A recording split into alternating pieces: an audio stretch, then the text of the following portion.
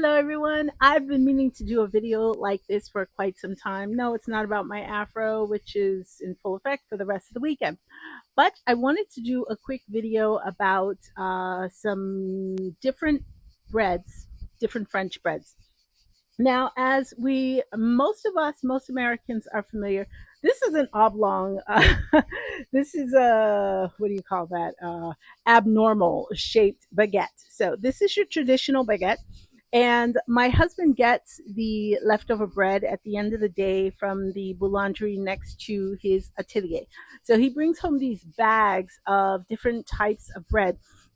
So, as you can see, this is malformed, or what do we used to call those things? Irregularity or whatnot. But it is a traditional baguette. And what I love about baguettes is that they have a beautiful outside crust, which you can usually hear. You can hear that crust, okay? Now, when you're looking for freshness, when you're testing for freshness, if you see a baguette in the store, usually it comes in a paper sleeve, and that is to guard the freshness and preserve the balance, the moisture balance. Okay, so it doesn't get too soft too quickly because, like I said, the exterior is nice and crispy. Now, this is a day old baguette because it's been sitting on our kitchen counter for the day, but I didn't have any fresh baguettes to show you. So, the outside, what you want to do is you want to squeeze it just gently, you want to feel the crunch. Then what's going to happen is you're going to feel a bounce back, almost like the air returning to the inside. You're going to feel a bounce back, but also, if you listen to it, a fresh one, you're going to hear a crunch, a gentle crunch, followed by whoosh, which means that the inside is still nice and fresh. Okay, so that's your tip for that. The other thing I wanted to mention was that this is a baguette. Okay.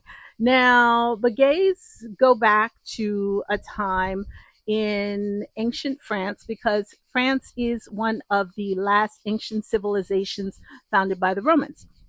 And there was a time when not everyone had access to cutlery, or even before cutlery was even invented. So what they do was they used slices of bread to scoop up their meal. And a lot of people still do today. So that's why it's called a baguette. But I wanted to mention something interesting. In French, do you know what we call chopsticks? Chopsticks are called baguette chinoise. Okay? Baguette chinoise. And it's because chopsticks are like baguettes in the sense that they're shaped, they're more like batons, but they're used to pick up food. Traditional baguette, we're about to throw that to the chickens. Now, this one here is a pan confit de fruits. Confit de fruits. So it's like a raisin bread with other types of dried fruits and like maybe even small clementines, small orange pieces you might find, or currants and things of that nature. Small dried fruit. So it's a pan du confiture fruit. Confiture fruit. This one's really cool. It looks like a traditional baguette, but it's not. This one is called a pain du lait, and it is literally milk bread. And it's not quite like a brioche because it's not as flaky, it's not as sweet, but it's on the sweeter side, along the flavor and texture of a brioche. Okay. Last one I'm going to show you, pain de maïs. Need I say it? It's made with cornmeal.